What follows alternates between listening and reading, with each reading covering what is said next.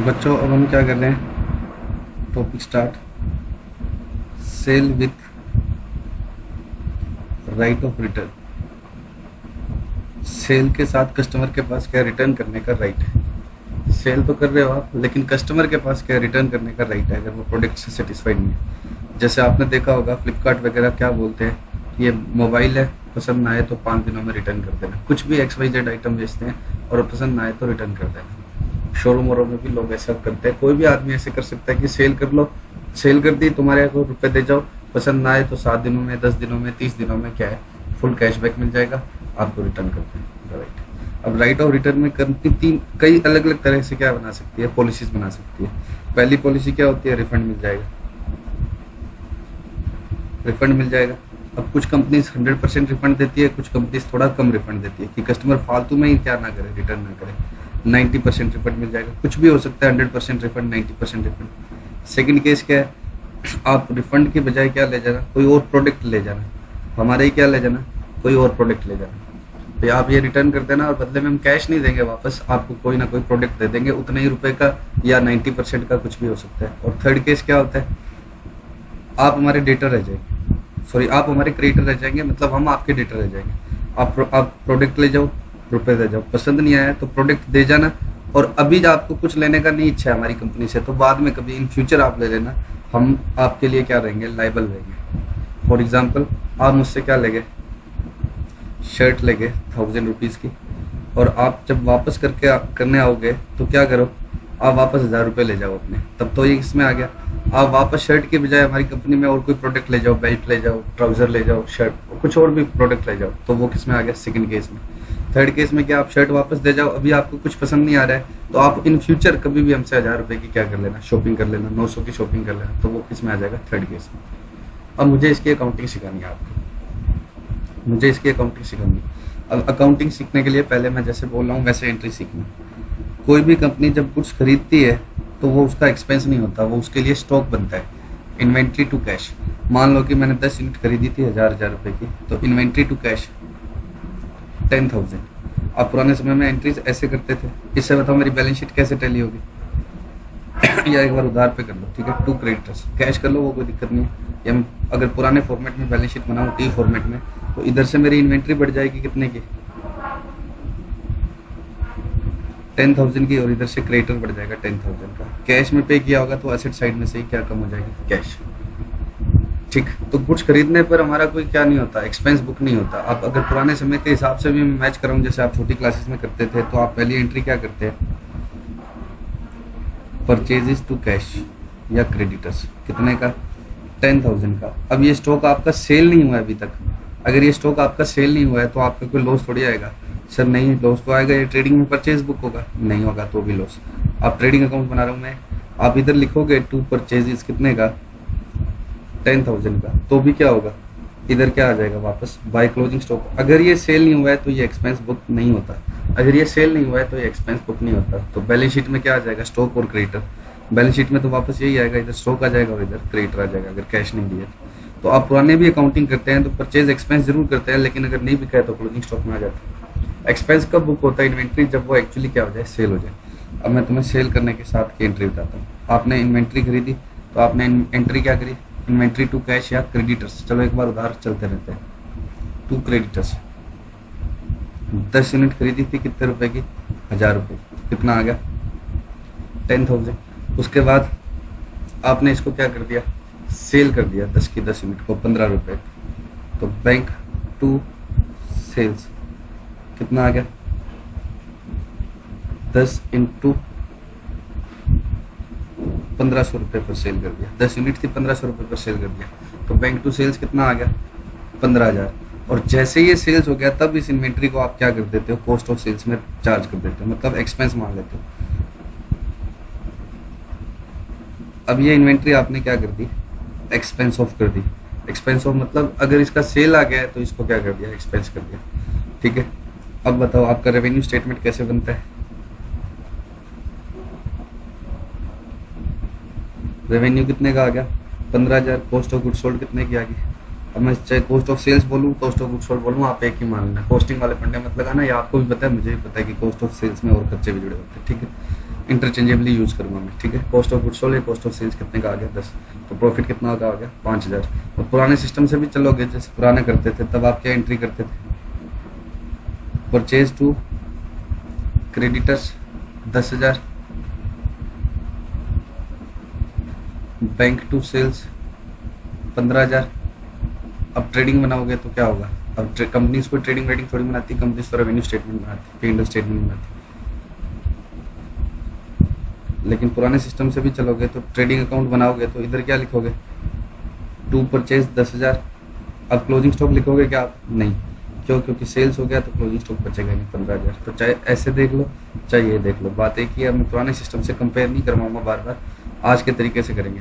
तो इन्वेंट्री मेरे लिए क्या है, असेट है जब तक वो सेल ना हो जाए। जैसी सेल की एंट्री होती है उतनी उतनी इन्वेंट्री किसमें ट्रांसफर कर देंगे, COGS, कॉस्ट ऑफ सेल्स में। ये एंट्री लास्ट में हम जितना सेल हो गया उतना COGS में ट्रांसफर कर देते हैं, ये रेंट में, ठीक है। अब इसमें मुझे इस सेल में मैंने कोई डिस्कशन नहीं किया, राइट कस्टमर के पास वापस रिटर्न करने का राइट था तो क्या होता। अब मुझे आपके साथ डिस्कस करना है कि अगर कस्टमर के पास वापस रिटर्न करने का राइट हो तो क्या होगा। तो पहले तो आप मुझे बताओ, पहली एंट्री में क्या करूँगा, inventory to creditors, 10 units purchase की मान लो मैंने 1000 रुपीज़ की, और सेल कर दी बैंक टू सेल्स 10 की 10 यूनिट कितने रुपए पर, 1500 रुपये पर। और जैसे ये सेल हो जाएगी इन्वेंट्री को किस में ट्रांसफर कर देंगे, कॉस्ट ऑफ सेल्स या कॉस्ट ऑफ गुड्स सोल्ड। अब ये इन्वेंट्री मेरा एक्सपेंस बन गया, सेल होते ही इन्वेंट्री एक्सपेंस है, ताकि इधर से रेवेन्यू बढ़ जाए मेरा 15,000 का, इनकम साइड में क्या बढ़ जाए रेवेन्यू, और एक्सपेंस साइड में क्या बन जाए COGS। यहाँ तक कोई दिक्कत नहीं है। रेवेन्यू स्टेटमेंट बनाएंगे तो क्या होगा, अगर मैं रेवेन्यू स्टेटमेंट बनाऊंगा तो क्या होगा,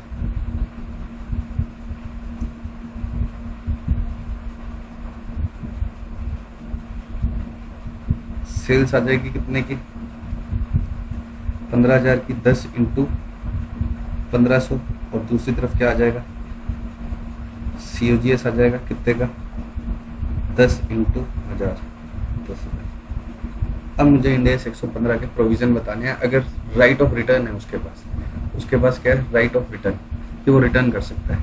तो अब ये कहता है आप पहले वेरिएबल कंसिडरेशन वाला प्रोविजन लगा के ये देखो कि कितने का रेवेन्यू रिवर्स नहीं होगा। उसको लगता है कि 10 में से 8 तो रिवर्स होती ही नहीं, 2 ही रिवर्स होती है, मतलब 2 रिटर्न आती है। ये उसके पास्ट एक्सपीरियंस से पता लगेगा फ्लिपकार्ट वालों को कि 2 ही यूनिट का क्या आ सकता है रिटर्न। तो जो 2 यूनिट का रिटर्न आ सकता है ना, वो कहता है कि उस 2 यूनिट को क्या कर दो, सेल मत मानो, सेल टू रिफंड लाइबिलिटी कर दो।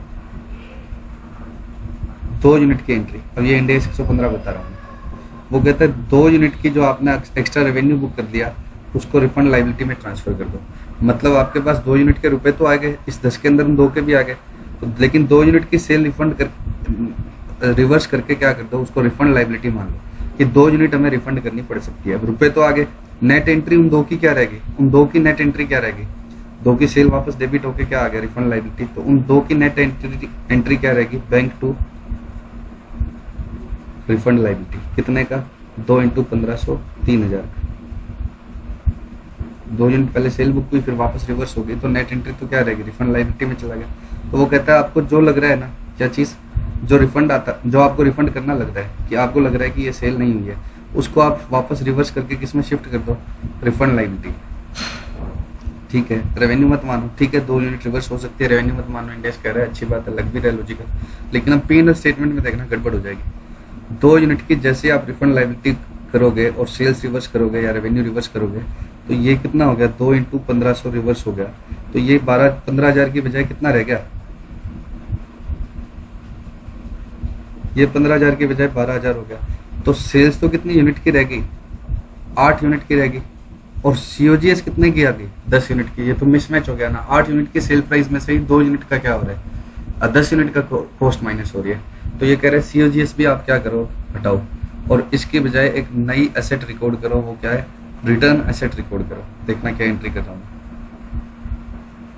एसेट बना रहा हूँ मैंने सारा का सारा एक्सपेंस मान लिया ना, उसमें से कितना हटा दो, 2 यूनिट का एक्सपेंस भी हटा दो, 2 इंटू 1000।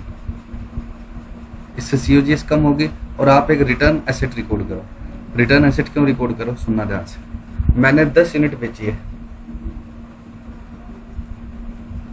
मैंने कितनी यूनिट बेची है, 10, 4, 5, ऐसे 5 इधर है, लो बनाता है।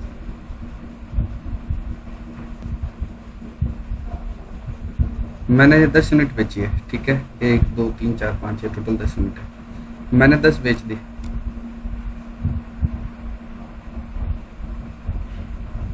मैंने 10 यूनिट्स क्या कर दी, सेल कर दी, कोई दिक्कत नहीं है। लेकिन 10 में से मैं 2 को यूनिट्स की सेल नहीं मान रहा हूँ।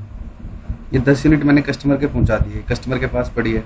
अब मैं इन 2 यूनिट को क्या मान रहा हूँ कि ये सेल नहीं हुई है, मैं इसको वापस क्या कर रहा हूँ, रिवर्स कर रहा हूँ। सेल को डेबिट करके, रेवेन्यू ना करके उसको लाइबिलिटी रिकॉर्ड कर रहा हूँ कि उसने मुझे रुपए तो दे दिए हैं ना, रुपए तो उसने मुझे 10 के दे दिए हैं ये रहे।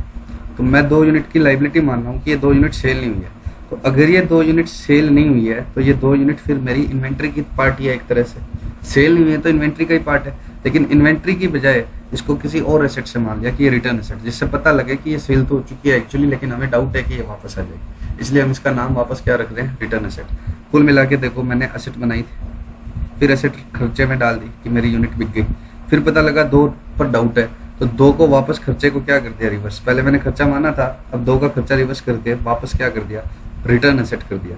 बस इन्वेंट्री नाम ना रखे, इस एंट्री को ही तो रिवर्स कर दिया मैंने क्या किया था, एक्सपेंस टू एसेट, अब क्या कर दिया, एसेट टू एक्सपेंस, बट नाम क्या रखूंगा मैं, रिटर्न एसेट। ऐसा एएस बोलता है और ऐसा ही करना पड़ेगा, जिससे क्लियर कट पता लगे कि ये मेरे पास स्टॉक में नहीं है, कस्टमर के यहाँ बिक भी चुकी है, लेकिन हमें डाउट है कि ये वापस आ सकती है, इसलिए इस यूनिट का नाम क्या रखेंगे, रिटर्न एसेट। इन वाले यूनिट्स का नाम क्या रखेंगे, रिटर्न एसेट। ठीक, हमें डाउट है। इससे क्या होगा, सीओजीएस भी कम होगी 2 यूनिट की, तो वापस सीओजीएस भी कितने की होगी, 2 × 1000 की क्या होगी, कम।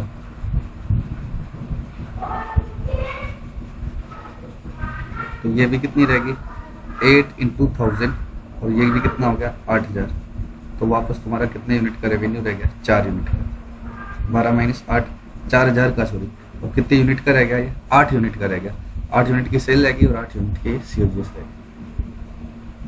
समझ में आया कि आपको क्या करना है, जितना आपको रिफंड होता हुआ लग रहा है, जितना आपको रिफंड होता हुआ लग रहा है, रिफंड होता हुआ मतलब राइट ऑफ रिटर्न है कस्टमर के पास, तो वो वापस देगा, तो क्या करना है आपको, उतने रुपए की सेल्स रिवर्स करके रिफंड लायबिलिटी में डाल देना है, और उतने रुपए की सीओजीएस कम करके रिटर्न एसेट बना लेनी है। ये एसेट बैलेंस शीट में आएगी, ठीक है। सीओजीएस कम करके वापस किस में डाल लेनी है, एसेट में। अब मैं एक क्वेश्चन और करवा रहा हूँ इसी के जैसा ही, और फिर मैं क्या करूँगा, बात उसमें थोड़ा सा चेंज डाल दूंगा। पहले हम सिंपल इसी टर्म्स पर करेंगे, फिर उसी क्वेश्चन को थोड़ा वाइड कर देंगे। आपके इंस्टीट्यूट के मटेरियल में यहाँ तक का ही डिस्कशन है, आपके इंस्टीट्यूट के मटेरियल में कहाँ तक का डिस्कशन है, इतना ही है, ठीक है। लेकिन एएस में लिखा हुआ है और स्टडी मटेरियल में भी थियरी में लिखा हुआ है, बट जो प्रैक्टिकल क्वेश्चन बनाए हुए हैं वो उसने यहाँ तक के ही बनाए हैं। प्रैक्टिकल क्वेश्चन उसने यहाँ तक के ही कॉन्सेप्ट के बनाए हुए हैं जो मैंने आपसे अभी तक डिस्कस किया। मैं वापस से बात करता हूँ, सुनना। इन्वेंट्री टू क्रेडिटर्स, 10 यूनिट खरीदी, कितने रुपए की, 1000 की। जैसे ये बेच देंगे तो मैंने ये सारी की सारी क्या कर दी, सेल, कितने रुपए में, 1500 रुपए के हिसाब से।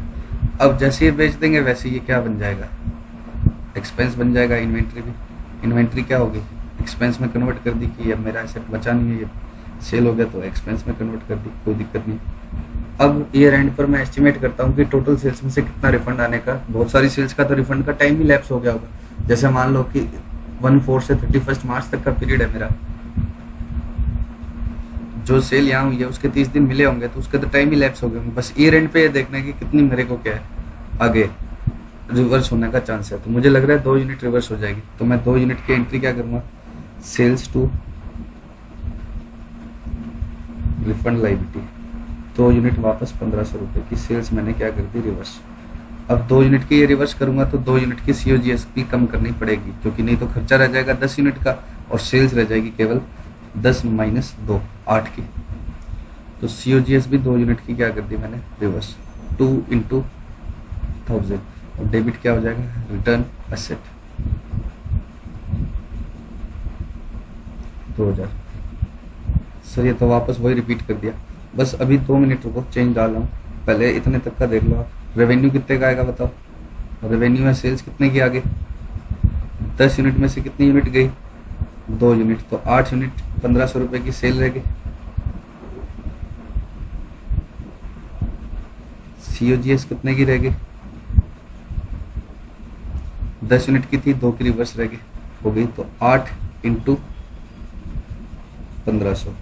अब टोटलिटी में बताना COGS, या मैं इसको इनर कॉलम में लिख देता हूँ, टोटल आउटर में लिख देता हूँ। 8 इंटू 1500, और ये कितना रह गया, 8 इंटू 1000, तो 12,000, और 1000 इंटू 8, 8,000। रिटर्न एसेट क्यों बनानी है, जब सेल नहीं मान रहे तो वो यूनिट फिर मेरे पास आएगी, जैसे मैं रिफंड कर दूंगा तो यूनिट भी तो मेरे पास आ जाएगी, तो मैं रिफंडेबल मान रहा हूँ पैसा, तो यूनिट भी मेरी मानूंगा। ठीक है, यहाँ तक कोई दिक्कत नहीं। अब ये कहता है कि रिटर्न एसेट की वैल्यूएशन कितने पर करनी है, रिटर्न एसेट कितने पर लानी है, रिटर्न एसेट कितने पर लानी है, 2 इंटू 1000 पर तो लानी है, माइनस क्या करना आपको इसमें से, cost of recovering the asset, cost of recovering the asset. इसका मतलब क्या है, सुनना ध्यान से। Cost of recovering the asset का मतलब क्या है कि आपको ये एसेट वापस लाने में कोई खर्चे तो नहीं करने पड़ रहे। मुझे लगता है कि ये 2000 रुपये, ये 2000 रुपये है, और मुझे इन एसेट को वापस लाने में 100 रुपये लाने पड़ेंगे। जैसे मैं फ्लिपकार्ट हूँ तो मुझे कस्टमर के पास से लाना पड़ेगा, तो मुझे कोरियर का चार्ज तो मेरा लग जाएगा। अगर मैं कस्टमर से कुछ नहीं रिकवर कर रहा तो मुझे ये एसेट कितने पर लानी है, 2000 की एसेट। अगर ये सेल रिफंड हो गई, अगर ये सेल रिफंड हो गई तो एसेट तो आएगी मेरे पास 2000 की, लेकिन 100 रुपये मेरे एक्स्ट्रा भी तो लग जाएंगे।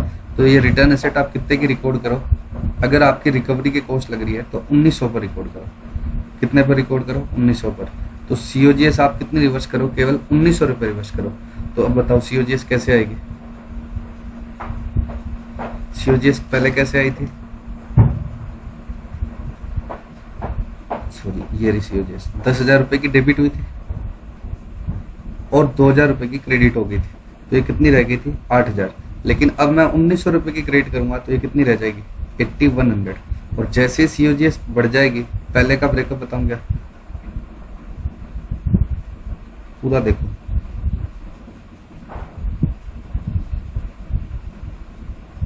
पहले COGS कितने की बुक हुई, 10 इंटू 1000, उसमें से कितनी माइनस होगी,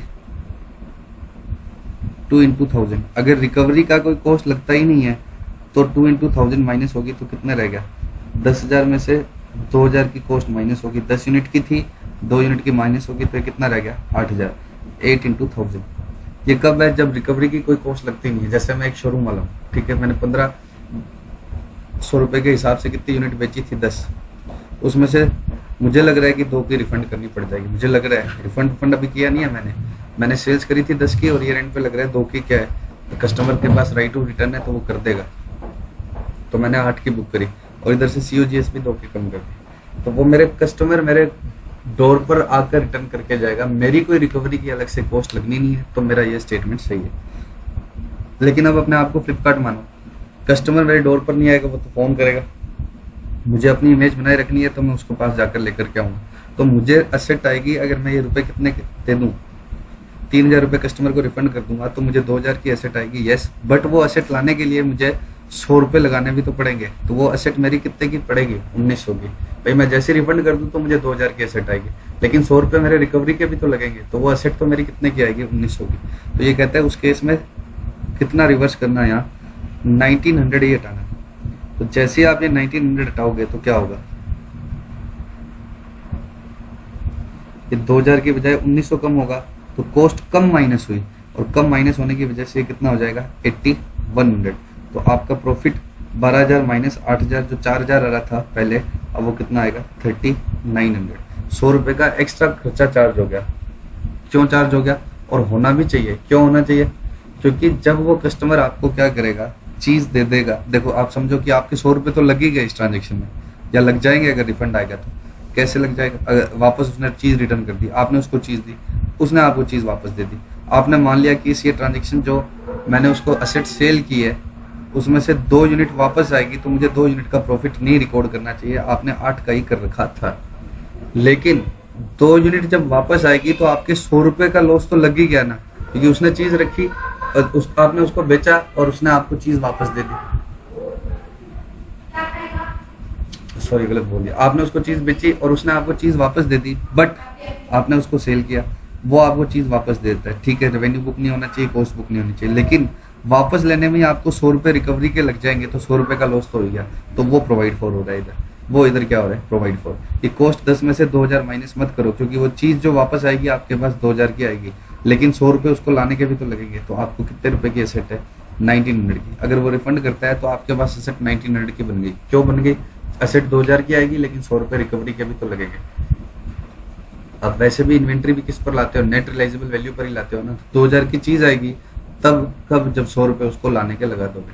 तो अगर रिकवरी के एक्सपेंस है तो आपको ये पूरी की पूरी, इसके अंदर 2000 यूनिट की कॉस्ट थी, इसके अंदर 2 यूनिट जो रिटर्न होने वाली है उसमें 2000 था, 2000 में से कितना माइनस करो, केवल 1900, तो 100 रुपए की कॉस्ट बढ़ी रह जाएगी, 100 रुपए की कॉस्ट बढ़ी रह जाएगी, जिससे आपका प्रॉफिट कम हो जाएगा। और ये लॉस होगा भी, अगर उसने रिफंड कर दिया तो आपको 100 का लॉस होगा, रिफंड क्या, रिटर्न कर दिया और आपने उसको रिफंड कर दिया तो 100 का लॉस होगा। क्यों होगा?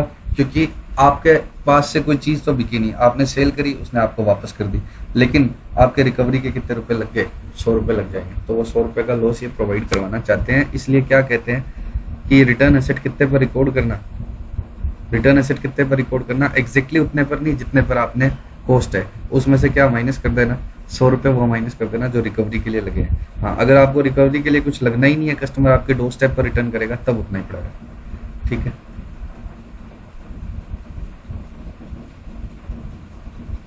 वापस एग्जांपल लेता हूँ। मैंने एसेट खरीदी, मैं एंट्री क्या करूंगा,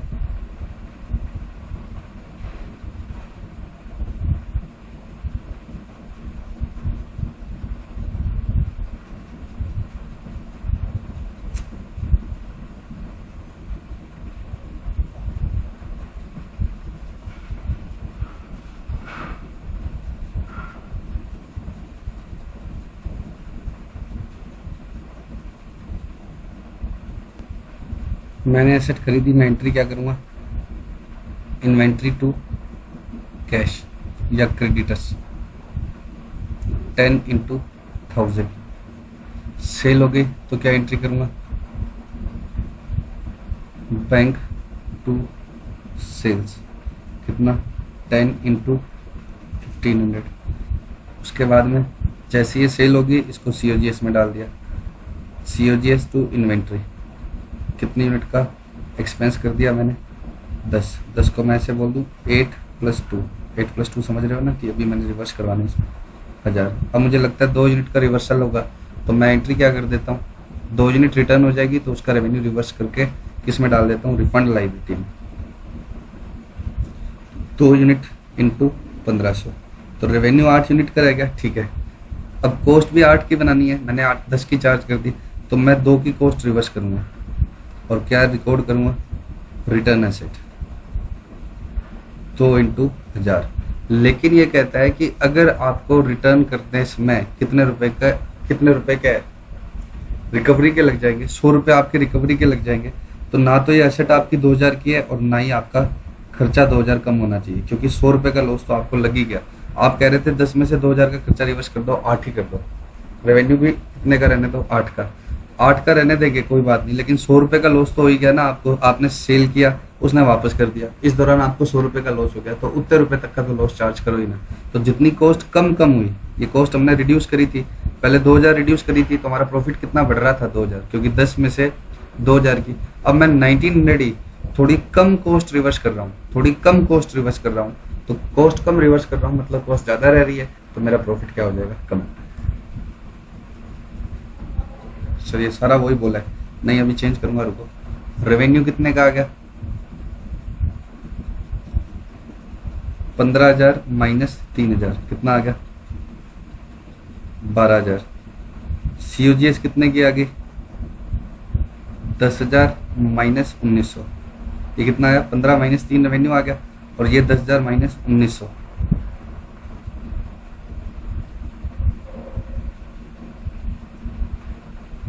8,100। तो प्रॉफिट कितना रह गया, 3,100। इसका ब्रेकअप पता है क्या है? 8 यूनिट का सेल प्राइस है कितने रुपए का? 1,500 रुपए है क्या? 1,500 रुपए का तो कितना आ गया? 8 यूनिट का सेल प्राइस। मैंने 15,000 तो नहीं बोल दिया था पहले, 12,000 रुपए का आ गया। लिखा तो सही हुआ मेरा, ठीक है। अगर मैंने 15,000 बोला है लेकिन ये 1,500 मान के कर रहे हैं हम सारा, ठीक है। 8 यूनिट का सेल प्राइस हो गया 12,000 रुपए, और 8 यूनिट की कॉस्ट कितनी होगी? 8,000 रुपए। तो प्रॉफिट आना चाहिए 4,000। अब 100 रुपए मेरा इसको वापस अगर आ गया तो 100 रुपए का मेरा रिकवरी का एक्सपेंस हो जाएगा, वो चार्ज हो गया। तो इसलिए कितना आ गया? 1900। तो सेल प्राइस तो मेरा 8 यूनिट का ही पड़ा हुआ, लेकिन 8100 का ही क्या कॉस्ट कितने की आई? 8,000 की तो ये आ गई, 8,000 की तो ये आ गई, माइनस हो गई, प्लस 100 रुपए की एक्स्ट्रा कॉस्ट माइनस होगी। क्यों माइनस होगी? क्योंकि मेरे को उसको रिकवरी के लग जाएंगे। तो मेरे 8100, इसलिए 39 ही आएगा भैया। ये यहाँ पर 39 ही आएगा, तभी तो मैं घटाया गलत हुआ है। तो ये कितना आ गया? 3900 आ गया। ये समझ गए? अब ये कहता है कि रिफंड लायबिलिटी भी उतने की रिकॉर्ड करना जितना रिफंड करना है।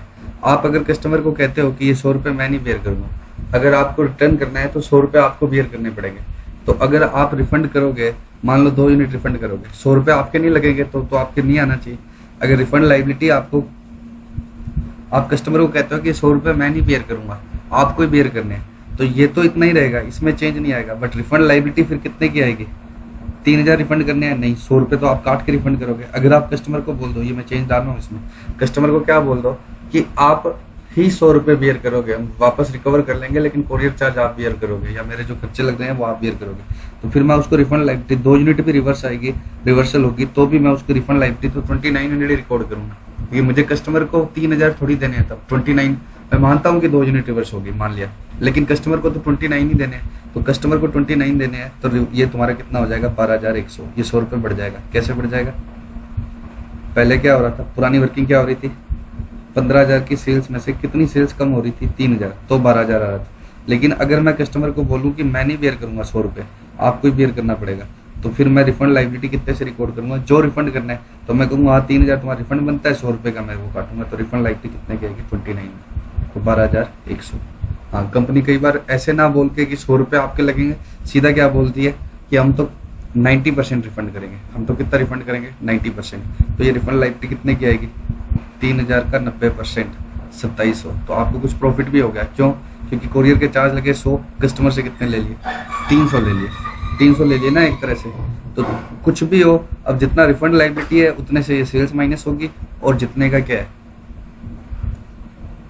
जितने की रिफंड लायबिलिटी है उतने से ही सेल्स रिवर्स करना। पूरी 3,000 से मान के चल रहा था मैं तो 100% रिफंड, लेकिन कम रिफंड करना है तो उतने से ये कम करना। और रिटर्न एसेट कितने से रिकॉर्ड करना? आप रिटर्न एसेट कितने से रिकॉर्ड करना? उसकी कॉस्ट माइनस रिकवरी के एक्सपेंस। अब मैं एक एग्जांपल बनाता हूँ सिंपल। मैंने 100 यूनिट सेल करी at the rate of ₹150 each. Cost कितनी थी इन यूनिट की? 100 रुपये, 100 रुपये की ईच, ठीक है। उसके बाद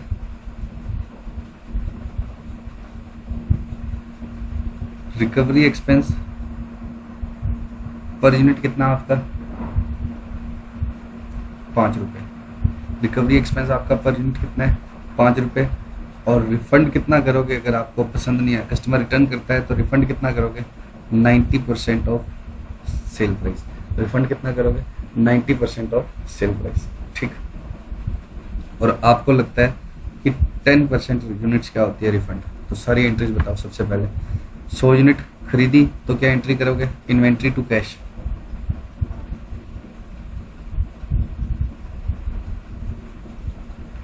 सौ इंटू 100 या क्रेडिटर्स, कितना आ गया? 10,000। जब ये 100 यूनिट बेच दोगे तब एंट्री क्या करोगे? Bank to sales. 100 इंटू 150, 15,000। और जैसे ये बिक जाएगी तो इन्वेंट्री को किस में कन्वर्ट कर दो? COGS में।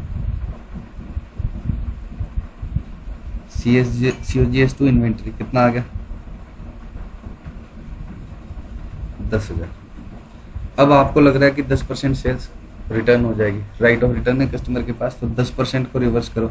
तो sales to refund liability, but कितने रुपए देने पड़ेंगे आपको, 10 इंटू 150 का 90%। आप सेल प्राइस का 90% ही तो रिफंड करने वाले हैं। 150 रुपये पर यूनिट सेल है, आप तो 90% ही रिवर्स करने वाले हो। तो 135 इंटू 10, 1350 की सेल्स रिवर्स करो, और इन्वेंट्री में से सीओजीएस कितने की रिवर्स करो, 2 यूनिट की। और क्या रिकॉर्ड करो, रिटर्न असेट, सॉरी 2 यूनिट की नहीं, 10 यूनिट की। 10 यूनिट की वैल्यू कितनी लगाओगे आप, 100 रुपये, 100 1000, और इसमें से आपके रिकवरी के एक्सपेंस कितने लगे, 5 रुपये।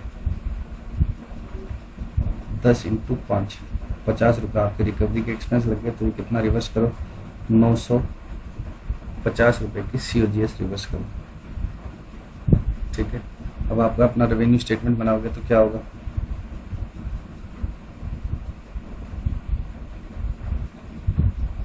रेवेन्यू या सेल्स कितने की रिकॉर्ड होगी, 15,000 माइनस 1350,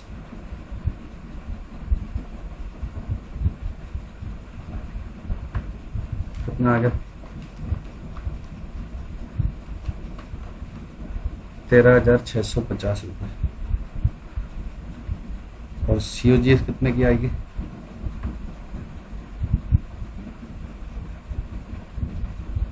10,000 माइनस 950,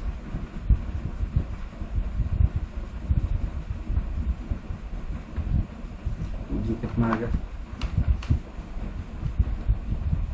9,050। बाकी खर्चे वगैरह ना हो तो प्रॉफिट कितना आ जाएगा, 4600। इस तरह से आपको काम करना है। अब मैं आपको थोड़ा सा एनालाइज करके बता देता हूँ कि कहाँ से ये प्रॉफिट आया। पहले बताओ, 90 यूनिट में तो आपको कोई दिक्कत ही नहीं है। 90 यूनिट का कितना प्रॉफिट बुक करा आपने, 90 यूनिट कितने में बेची है, 150 में, और 90 यूनिट की कॉस्ट कितनी मानी आपने, 100। कितना हो गया, 90 यूनिट पर 50 रुपये का प्रॉफिट, 4500 का तो ये आई गया। अब रही बात कितने की, 10 यूनिट की। आपने बेच भी दिया, आपको रिटर्न आई नहीं है, बस आप मान कर चल रहे हो, लेकिन 10 यूनिट में भी प्रॉफिट बुक हो गया। कैसे बुक हो गया, आप मान रहे हो कि 10 यूनिट में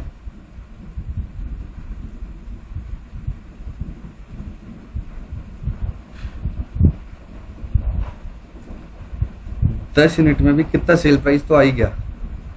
आपने 10 यूनिट की सेल कितने की बुक करी, पहले 150 की, तो 1500 की सेल बुक करके वापस रिवर्स कितने के किया, 135 का ही रिवर्स किया, क्योंकि आप 90% ही रिवर्स करोगे। तो 10 यूनिट का भी कितना सेल प्राइस रेवेन्यू में बुक हो ही गया, 15 रुपये।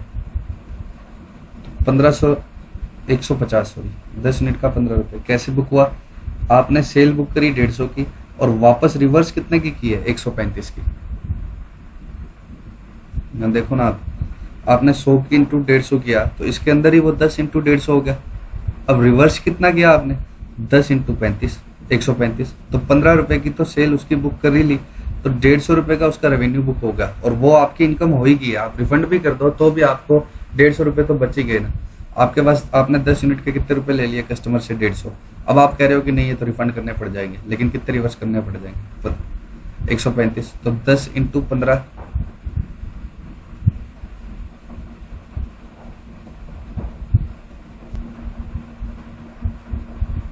आपने 10 यूनिट पर क्या सेल्स में क्या गड़बड़ की है, देखो सेल्स बुक करी 10 इंटू 150 की, और वापस रिवर्स कितने की कर दी, 10 इंटू 135 की। तो 10 इंटू 15 की सेल्स आपकी बुक हो गई, तो इन 10 यूनिट पर भी आपका 150 रुपए की क्या बुक होगी, इनकम। और दूसरी तरफ इन 10 यूनिट की पहले आपने कॉस्ट बढ़ाई, तो 10 इंटू 10 बढ़ाई, कॉस्ट पर आओ, 10 इंटू 100 बढ़ाई, 100 इंटू 100 में जब इसको रिवर्स किया तो ये वापस 10 यूनिट का भी कितना रिवर्स हुआ, 10 इंटू 100। तो आपने पहले 10 यूनिट की कॉस्ट बुक करी कितनी, 10 इंटू 100, लेकिन वापस कॉस्ट रिवर्स कितनी करी इन 10 यूनिट की, 10 इंटू 100 पूरी रिवर्स करी या 50 रिवर्स करी। तो आपने इन 10 यूनिट की कॉस्ट में क्या गड़बड़ करी, आपने पहले 1000 रुपये की कॉस्ट बढ़ा ली 10 इंटू 100, और फिर वापस रिवर्स कितने की करी, 950। तो 50 रुपये की इनकी कॉस्ट भी चार्ज होगी। इसके अंदर वो 10 यूनिट कितने रुपए से चार्ज है, 1000 रुपये से। अब वापस आपने इस COGS को हटाया तो कितने से हटाया, 950 से, पूरे 1000 से ना हटा के 50 रुपये कम करके हटाया रिकवरी के एक्सपेंस, तो 50 रुपये का उनका खर्चा भी बुक हो गया। तो 150 रुपये की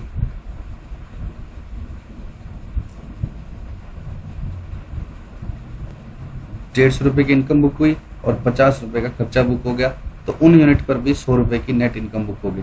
तो 4500 रुपये तो था ही 90 यूनिट का प्रॉफिट, और 100 रुपये का वो और बुक हो गया, तो 4500 प्लस 100 4600 है।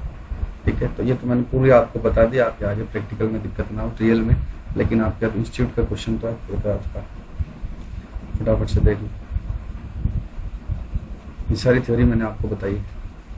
ठीक है, रिफंड लायबिलिटी रिकॉर्ड करनी पड़ेगी, एसेट बनानी पड़ेगी, कॉस्ट ऑफ सेल्स में एडजस्टमेंट करके। An entity enters into 1,000 contracts with customer. Each contract includes the sale of one product for ₹50. Her contract कितने रुपए में बेचना है, 50 में, तो 1000 इंटू 50, 50,000 का सेल बुक हो जाएगी। Cash is received when control of product transfers, cash आ जाती है जब हम कस्टमर को कंट्रोल दे देते हैं। The entity customary business practice is to allow the customer to return any unused product within 30 days and receive a full refund, तो 100% रिफंड करेंगे। और एंटिटी की कॉस्ट कितने की है, 30 रुपये की, कॉस्ट कितने की है, 30। The entity replies the requirement of Ind AS 115 to portfolio of 1000 customer because it reasonably expects that in accordance with para 4 the effects of financial statement from applying these requirements to portfolio would not differ from applying the requirements of individual contract within the portfolio। देखो एक para 4 है जो S के बिल्कुल starting में लिखा हुआ है, वो कहता है सेल और रिटर्न वाली चीज है या कोई भी ऐसी चीज है, वो आप एक एक कॉन्ट्रैक्ट के बजाय 10-10 कॉन्ट्रैक्ट पर, 50-50 कॉन्ट्रैक्ट पर एक साथ लगा देना इस एस की कोई भी रिक्वायरमेंट। अगर क्या है, इससे कोई क्या नहीं होगा, मिसलीडिंग इम्पैक्ट नहीं आएगा। मिसलीडिंग इम्पैक्ट मतलब effect on financial statements from applying these requirements to portfolio, मतलब एक साथ सारे कॉन्ट्रैक्ट पर लगाने से would not differ materially from applying requirements to individual contract. अब एक कस्टमर एक मोबाइल लेकर जाता है,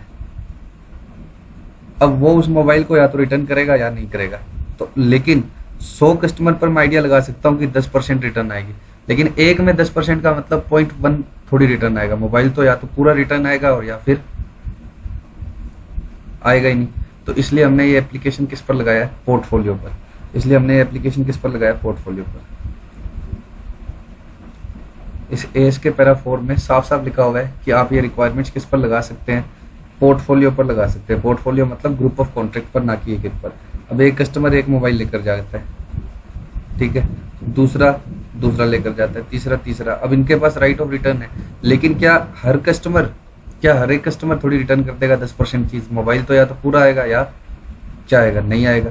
तो मुझे लगता है कि पोर्टफोलियो पर लगाना क्या है, ठीक रहेगा, और इससे फाइनेंशियल स्टेटमेंट्स में कोई इम्पैक्ट एक्स्ट्रा चेंज नहीं आएगा। तो ये कह रहा है effect on financial statements from applying these requirements to portfolio, total पर भी लगा देंगे तो ज्यादा डिफरेंस नहीं आएगा। Would not differ materially from applying the requirements to individual contract, ठीक है। और ये सेल और रिटर्न अगर है तो ये तो पोर्टफोलियो पर ही ठीक रहेगा, अगर आप हर कस्टमर को एक एक चीज ही देते हैं। हाँ, एक कस्टमर ही मेरे से 100 यूनिट्स ले गया और कुछ रिटर्न कर देता है, तब ठीक है, उस पर लगा सकता हूँ मैं। लेकिन यहाँ तो क्या लिखा हुआ है, each contract includes the sale of one product, तो एक एक कस्टमर पर तो मैं लगा ही नहीं सकूंगा ना, या तो वो रिटर्न करेगा या वो नहीं करेगा। हाँ, एक ही कस्टमर 100 यूनिट ले जाता है तब मैं ठीक है अलग अलग कॉन्ट्रैक्ट पर भी लगा सकता हूँ। तो इसने कहा कि पोर्टफोलियो पर लगाएं। Since the contract allows a customer to return the product, the consideration received from customer is variable. To estimate the variable consideration to which entity will be entitled, the entity decides to use expected value method। ये मैं आपको already बता चुका हूँ, expected value most likely। See paragraph 53A of the Ind AS 15। अब ये थोड़ी लिखा आएगा एग्जाम में तुम्हारे को खुद को पैराग्राफ, ये तो समझा रहा था और आगे क्वेश्चन है। Because it is the method that entity expects to better predict the amount of consideration to which it will be entitled। तो एंटिटी कह रही है कि मेरा 100 यूनिट मैंने बेची है, कितनी यूनिट बेची है, 1000 यूनिट बेची है। अब इसमें से कुछ रिवर्स होगा, तो इसमें कंसिडरेशन में क्या है, वेरिएबिलिटी, कि सारा 1000 का नहीं आएगा या आ तो गया है लेकिन वापस देना पड़ेगा। तो इसलिए मैंने वेरिएबल कंसिडरेशन में मैंने एक्सपेक्टेड वैल्यू मेथड लगाया, इतने चांस है रिटर्न होने के, इतने चांस है। इस तरह से मैंने पूरा कर आके क्या बोला कि 970 का रिटर्न नहीं होगा। मतलब कितने का रिटर्न होगा, 30 प्रोडक्ट्स का क्या हो जाएगा रिटर्न। इसने अलग अलग प्रोबेबिलिटी सोची, इतने % चांस है कि ये रिटर्न हो जाएगा, इतने % चांस है, फिर उनका वेटेड एवरेज निकाला कि 30 प्रोडक्ट्स रिटर्न हो जाएंगे और 970 रिटर्न नहीं होंगे। The entity estimates that cost of recovering the product will be immaterial. तो ये तो कह रहा है कि रिकवरी की कॉस्ट क्या है, इमेटीरियल है। And expects that return product can be resold at profit, determine the amount of revenue, refund liability, asset to be recognized by the entity for the said contracts. Revenue कितने का आएगा बताओ, हमने 1000 unit बेची है, मैं पहली एंट्री क्या करता हूँ, बैंक टू सेल्स 1000 इंटू 50, और अगली एंट्री क्या कर देता हूँ, सेल्स टू रिफंड लाइबिलिटी, कितने यूनिट की, 30 इंटू 50। तो रेवेन्यू कितने का रह जाएगा, 30 इंटू 50 ही है ना, यहाँ तो कोई है ही नहीं मेरे को रिफंड, कम थोड़ी करना है, 100% रिफंड करना है। पिछले क्वेश्चन में तो 90% मैंने अपने एग्जाम्पल में बनाया था, यहाँ तो क्या है, फुल रिफंड है। 30 इंटू 50 जब मैं रिवर्स कर दूंगा तो ये कितना रह जाएगा, 970 इंटू 50। तो रेवेन्यू तो आ गया इतने का। रिफंड लाइबिलिटी कितने की आ गई, 30 इंटू 50 की। और रिटर्न एसेट कौन सी होती है, जो हम लास्ट एंट्री करते हैं, return asset debit to COGS, कितने का, 50 यूनिट, कितने रुपए की कॉस्ट पर आएगी, 50 यूनिट नहीं 30 यूनिट्स, और कॉस्ट भी कितने की थी, 30 रुपीज। तो 30 इंटू 30 की क्या आएगी, रिटर्न एसेट। माइनस करेंगे रिकवरी कॉस्ट, वो क्वेश्चन कह रहा है कि नील है, माइनस करनी थी रिकवरी कॉस्ट, वो क्वेश्चन खुद कह रहा है कि क्या है, नील है। तो रिटर्न एसेट कितने की आएगी, 900 की। तो ये 3 चीजें पूछी थी, ये आ गई 900 रुपए की रिटर्न एसेट। 3 चीजें क्वेश्चन ने पूछी थी एंड में, थ्योरी पढ़ लेना, मैंने आपको सारी समझा दी। अमाउंट ऑफ रेवेन्यू बताओ, रिफंड लाइबिलिटी बताओ, एसेट। ठीक है, अभी इतना ही करेंगे।